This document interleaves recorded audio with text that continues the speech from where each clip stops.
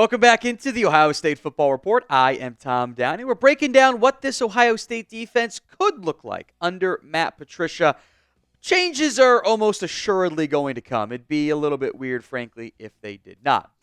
Now, Michigan Football Report host and noted troll James Yoder is tripling down on our like bet. He's going to owe us a lot of money. He bet us we could not get 400 likes on today's show. I think we can. Everyone like that video and prove James and that team up north wrong once again. There's a lot of departures going on here for the defensive side of the ball. Jack Sawyer, JTT, Ty Hamilton, Tyleik Williams. Your top four defensive linemen are all gone. Cody Simon is gone at linebacker. Lathan Ransom, Denzel Burke, Jordan Hancock. 8 of your starters are gone. It is a significant amount of losses and departures on the defensive side, which isn't terribly surprising since guys like Sawyer and JTT and Williams and Burke all came back when they could have gone pro and been day 2, day 3, whatever, draft picks. They chose to come back and make a run. I think that's a positive thing. Now you're going to deal with some extra departures, but you got an extra year of them, so it was fine in the end. You've really got 3 main starters set to return. Caleb Downs, the safety. Sonny Styles, the linebacker. Some other linebackers who have played a little bit as well. And then Davison Igbinosun, the cornerback. Those are 3 good players to have, but you're facing massive change on the defensive side of the football. Look, changes were coming. We knew that was going to happen. Even if Jim Knowles had stayed as the defensive coordinator, you were going to undergo so much personnel change and losses that it was going to look different. There was no way it wasn't going to look at least a little bit different. Now with Patricia coming aboard as a defensive coordinator, it's significant amounts of changes. Balancing how things organize from a schematic perspective, from a verbiage perspective, from just who's on the field. It's massive change coming for the Ohio State Buckeyes on that side of the ball. Now, what is your confidence level in Matt Patricia as the Buckeyes' new defensive coordinator? Scale this for me from 1 to 10 in the comment section of today's show. 1 on the low end, 10 on the high end. It is the pinned comment on today's show. So if the ad comes here on YouTube, take advantage of it. Head down there and let me know. Let's break down some of just what Patricia tries to do here on defense. Now, in general, I'm curious what version of Patricia's defense we get. So this isn't necessarily a Bible, so to speak. But he is known for variety. He's not willing to just stick in the same front over and over and over again, or same coverage shells over and over and over again, which is a good thing. It also is of potential concern in the short term. Changing schemes in general is not easy. Changing schemes in college, when you have more limits on how much you can be around the players and be actively involved there, is also very hard. You simply don't get as much time with the players. There's limits, etc. I would fully expect, and even outright warn, of an adjustment period.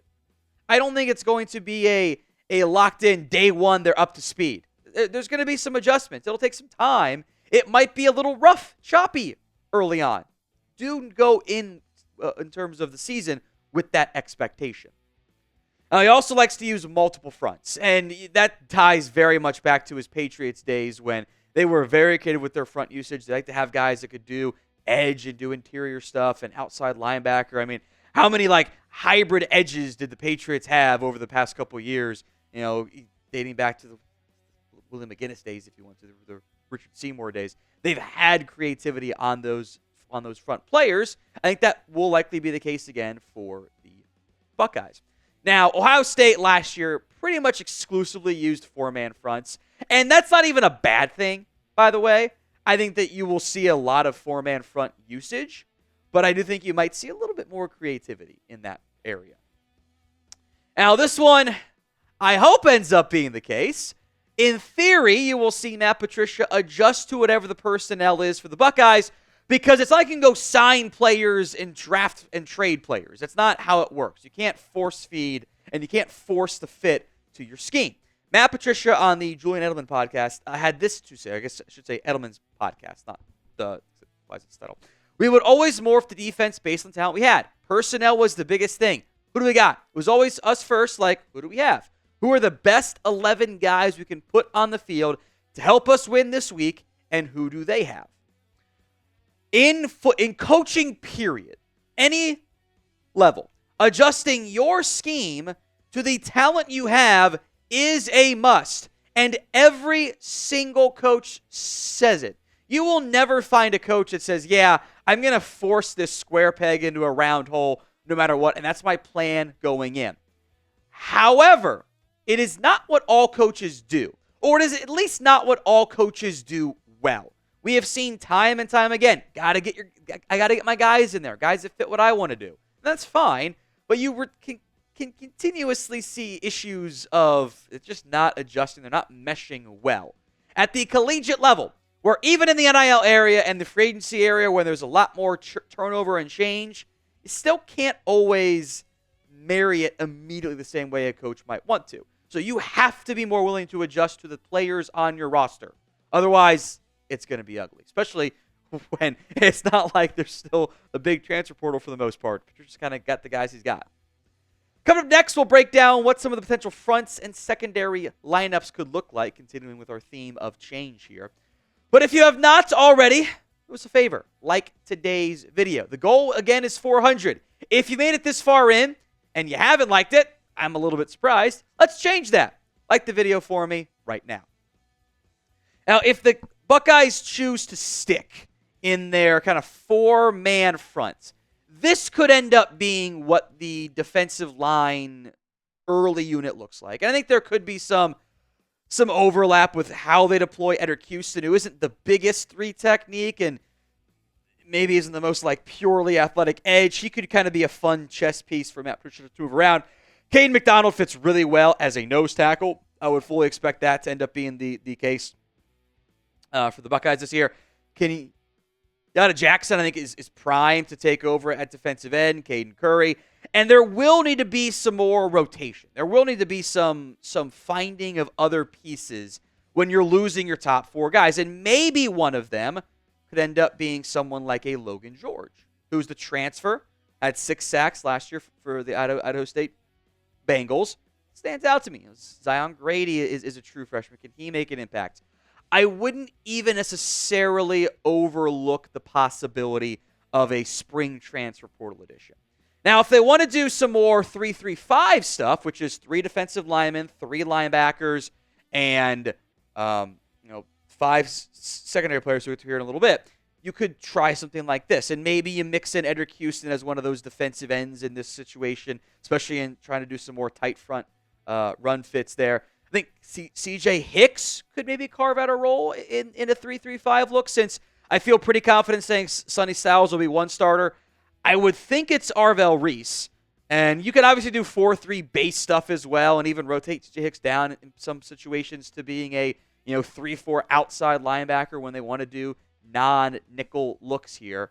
But I am curious who ends up earning that second spot opposite Sonny Styles, and maybe CJ Hicks can carve out a big role. Because I think he was once a 5-star recruit, number 7 overall, back in 2022, but hasn't had the level of impact I think a lot of us were hoping for. So do you want CJ Hicks to start next season? Let me know in the comments section of today's show. Y for yes, N for no. Now, the defensive staff, again, currently looks like this. There's been some buzz of, maybe Larry Johnson is going to retire in the not-too-distant future, but I would assume he's back this year. The secondary means a lot here, and you've got multiple secondary coaches, McElroy, Tim Walton. The obvious starters are Davison Igbinosun and Caleb Downs. Both those guys are back. Both those guys will play key roles.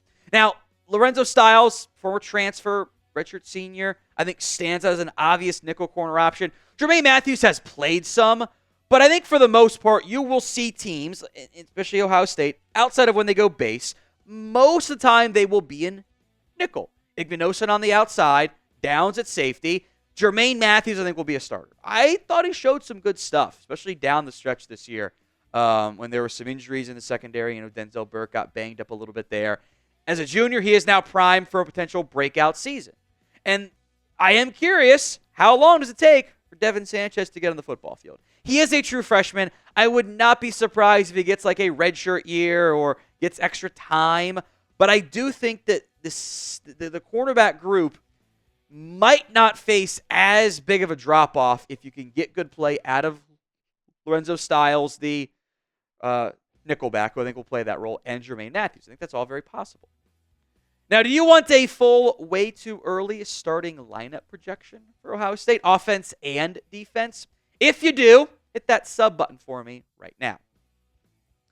There also is the possibility that Ohio State tries some, I call it big nickel package. It's nickel, there's 5 DBs. It's big because there's 3 safeties out there. And there will be a battle between probably Jalen McLean and Malik Hartford in the secondary for the other starting safety spot, assuming Team Delane is not ready to take over as a true freshman. 6 tackles for Hartford, 10 for McLean. They're complete unknowns. They haven't really done anything of note. And in general, you need your new defenders. And I'll say young guys, even like, Caden Curry's like a senior, but he's still young. You need those guys to step up and be impactful. You need them to showcase why they were so highly touted, almost all of them, when they went to Ohio State. Look, in general, I would not anticipate this defense week 1 being as good as what it was in the CFP. That was going to be the case no matter who, or even if Jim Knowles was back. Now you're adding another wrinkle of change with Matt Patricia. You need to have some patience for this defense. It will take some time for them to get going.